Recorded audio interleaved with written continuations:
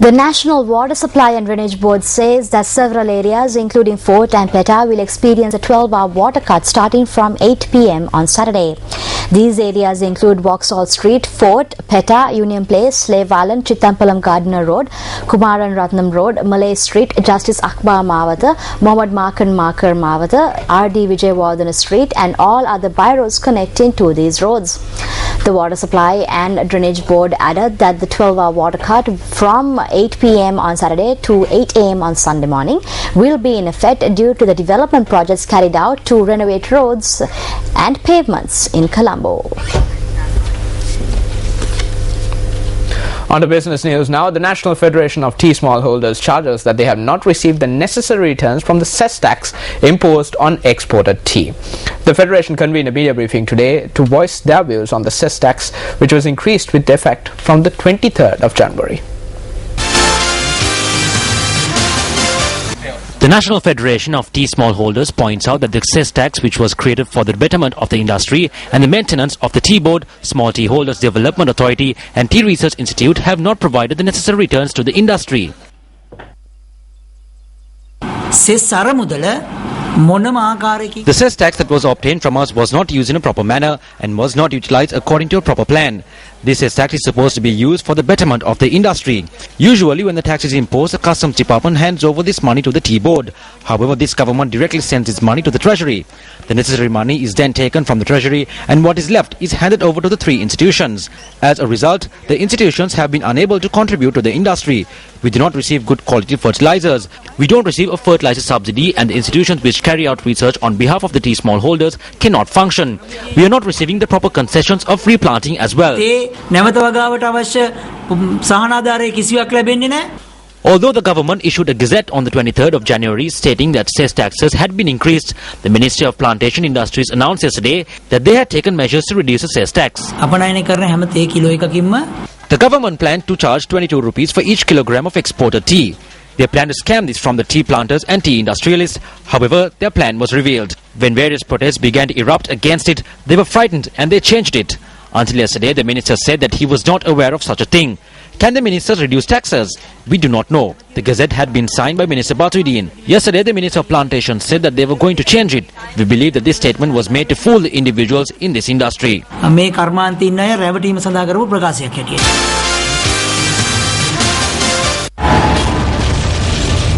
Clashes break out at the Valikada prison. Inmates break into the armory and cause damage to property. 27 individuals died in the clash. A three-member committee headed by a retired High Court judge has been appointed to look into the incident. We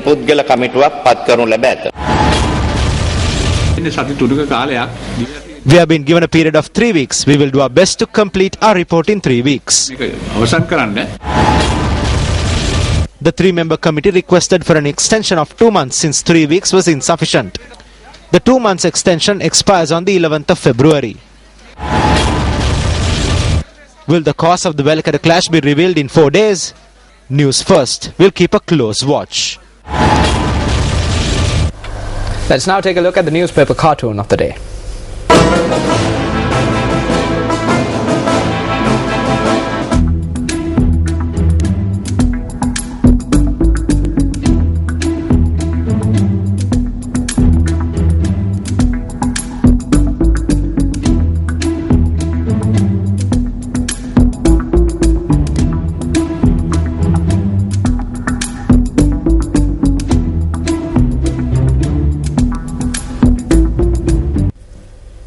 Well, we have received an update on one of the stories that we carried earlier. News First made inquiries from the Secretary to the Ministry of External Affairs regarding media reports that an unidentified group had ransacked the Bank of Ceylon branch in Egmore, Chennai and attacked its employees. Secretary to the Ministry, Karunathila Kamanakama, said that the 2 employees, a Sri Lankan and an Indian who were hospitalized, were discharged.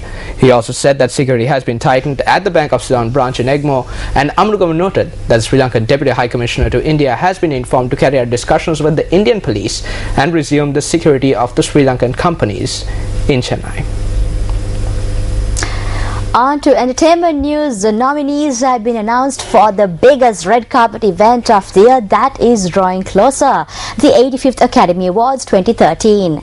News for Shahin Jurampati brings you this special segment on the Oscars as we count down to the most coveted awards ceremony in show business.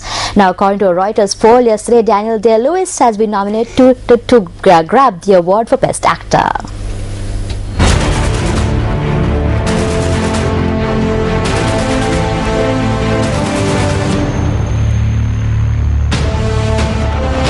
Well, we are just 17 days away from the biggest night of Hollywood, the 85th Academy Awards 2013.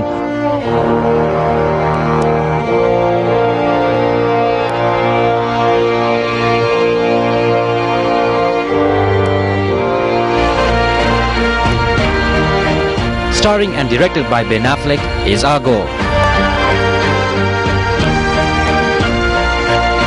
Starring Jamie Foxx and Leonardo DiCaprio is Django Unchained. Les Miserables starring Hugh Jackman and Anne Hathaway.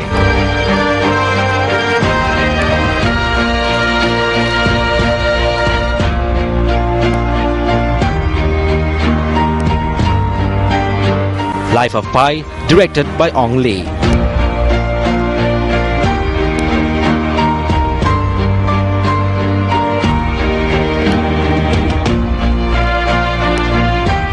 Directed by Steven Spielberg is Lincoln.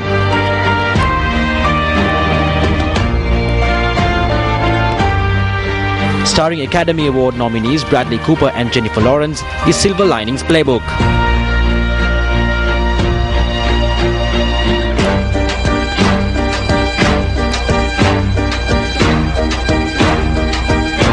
Zero Dark 30 starring Jessica Chastain.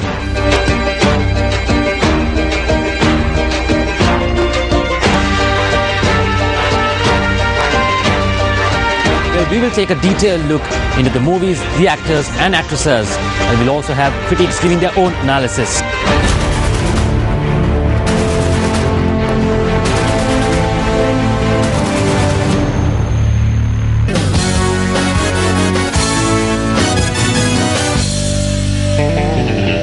On to sports news now. Issuing a release, the Ministry of Sports has said that the subject minister rejected a request made by the chairman of Sri Lanka Cricket to hand over broadcasting rights to 10 sports without a tender procedure. When sportsperson inquired about the matter from the chairman of SLC, Upal Dharmadasa, he said that although the request was made as per the conditions of the television broadcasting agreement, it was not his personal decision.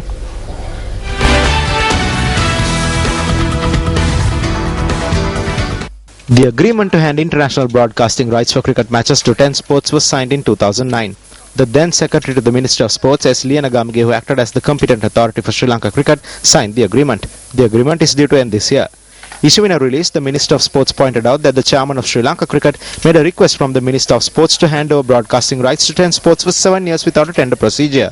The statement adds that the Minister of Sports, who had consulted the Attorney General about the request, had thereafter informed Sri Lanka Cricket to stop the deal. It also mentions that the Minister of Sports informed Sri Lanka Cricket to conduct an open tender procedure. When Sports first made inquiries from Chairman of SLC Upali Dharmadasa, he said that the request was made according to the conditions of the agreement for television broadcasting rights. He added that the request was made based on a decision taken by a committee summoned with the approval of the Executive Committee. Dharmadasa further said that the Secretary to the Minister of Sports, the Secretary and Treasurer of SLC and the Chief Executive Officer were in the committee. The Honourable Sports Minister has taken a very straightforward decision on the 10 sports broadcasting rights matter, but that's not the problem. Though his decision is straightforward, it is not being implemented due to political influences. It could be a decision taken against Upali Dharmadasa since the SLC elections are nearing. It is not only Upali Dharmadasa, this was a collective decision. Therefore, if it is only targeting Upali Dharmadasa, then it is wrong. Although I say this, I don't believe he is correct because they are all political pawns. They are included in the national associations when it is needed and removed from the association when they are not needed. Sri Lanka Cricket today confirmed that the Sri Lanka women's cricket team are paid less than cricketers in the men's team.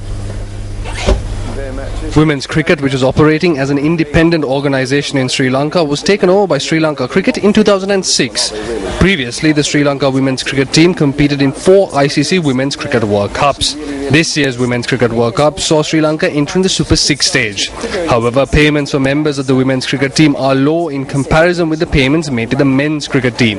While cricketers in the men's team are paid an ODI fee of $3,500, that is 440,000 rupees, women's cricketers are paid $100, which converts to 12,500 rupees. The CEO of Sri Lanka Cricket, Ajit Jayasekara, said that it is practically difficult to pay members of the women's cricket team the same amount as what is paid to cricketers in the men's team. However, former Vice Treasurer of Sri Lanka Cricket, Nihal Leuke, said that in the year 2008, the then board treated the women's team as professionals. He added that this is not so under the current cricket board. The first time they've ever There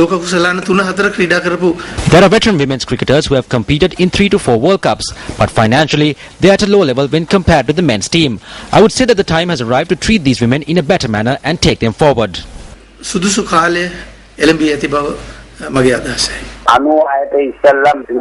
Even the men's cricket team was paid less before the 96 World Cup. Only after they became world champions they were paid well. Even the Indian and Bangladeshi women cricketers do not get paid well according to their contract. Also, the men's team is at a higher standard. They performed well and the payments followed. Who will be the next captain of the Sri Lanka Test cricket team? Tilina Kandambi, Angelo Matthews, Rangana Herath, Prasanna Jayawardena, Tilan Samaravira. Vote by typing test space your answer and send to 7788.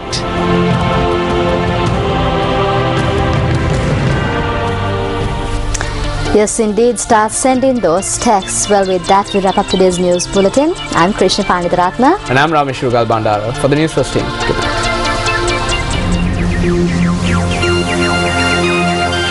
Hotline 0114-896-896. www.newsfirst.lk. Feedback at newsfirst.lk.